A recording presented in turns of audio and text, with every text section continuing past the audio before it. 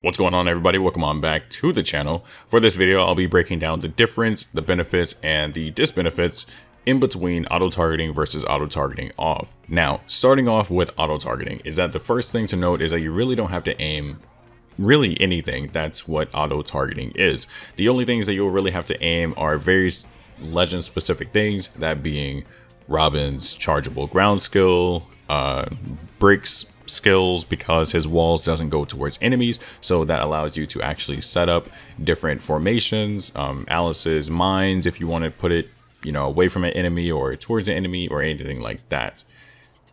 Now to go into the big benefits of auto-targeting. First one is that you really never miss a punish. If a player is supposed to get punished somewhere, auto-targeting is going to make sure that you are attacking in the right direction in order to punish said player. Next up is that some attacks are a lot easier to hit consistently. For example, that being Cindy's air skill, Robbie's ground skill, or even Rapunzel's entire kit.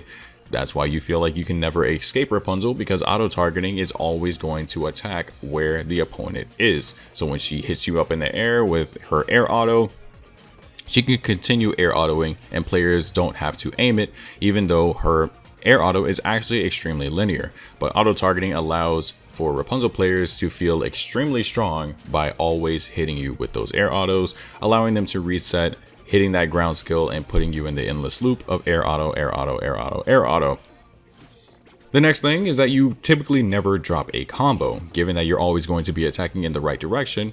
Perfect example being Kurenai is that Kurenai players really don't miss their autos. If you have auto-targeting off, there's a chance that you can miss a couple of your autos, allowing for your opponent to, ultimate through you or anything like that. You may not land the last hit, and that could cost you the game.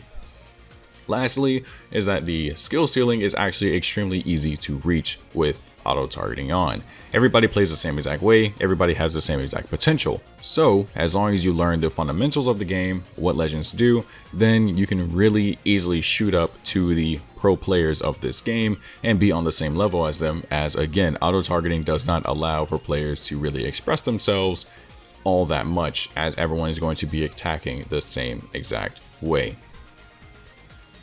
Alright, so now to talk about the benefits and the disbenefits of having auto-targeting off. The first most important note is that the skill ceiling actually raises tenfold. Now, I will note is that it's actually much harder to play with auto-targeting off and to actually reach the potential skill ceiling than it is to play with auto-targeting on. If you play with auto-targeting on, you can reach the skill ceiling, the skill cap, and be again on the same level as all the pro players, and it just boils down to fundamentals. When it comes to auto-targeting off, the skill ceiling raises tenfold, however it's a lot harder to achieve because now you are prone to human error. You can actually miss things, your autos can drop mid-string, you can drop combos, you can miss a whole lot more than just worrying about a sidestep. Punishes, you may not hit a punish because you can actually miss a punish.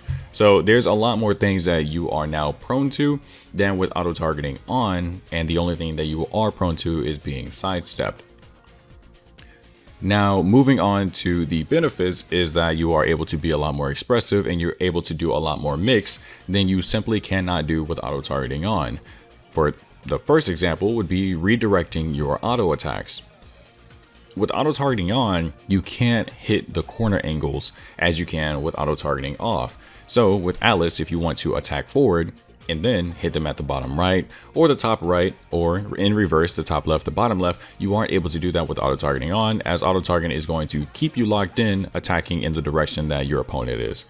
But with auto-targeting off, you are able to go for those specific setups. So you can attack forward, and then if you want to hit them off the ledge in those corner angles, then you are able to do that. Or if you want to hit them into a wall, etc., you are able to do that. Another important note is that you're able to use setup characters a whole lot more accurately. So after you put down mines, if you're going for air autos with Alice, then sometimes you may hit them into both, but with auto-targeting off, you are able to aim more precisely with hitting them towards one of the mines, hitting them into another mine, etc. With Goldie's spray can.